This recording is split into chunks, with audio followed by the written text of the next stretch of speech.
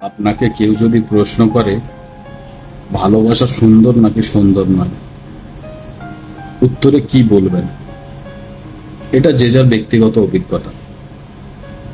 আমার নিজস্ব ব্যক্তিগত অভিজ্ঞতায় আমি যেটা বুঝি, ভালোবাসার আসলে দুটো দিকই আছে, সুন্দর এবং অসুন্দর।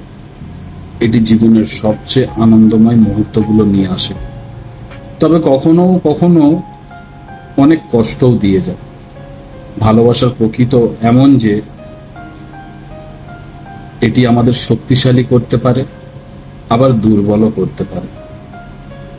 সবকিছুর মতোই ভালোবাসার অভিজ্ঞতা ব্যক্তির নিজস্ব এবং তা পরিবর্তিত হয় পরিস্থিতি অনুযায়ী।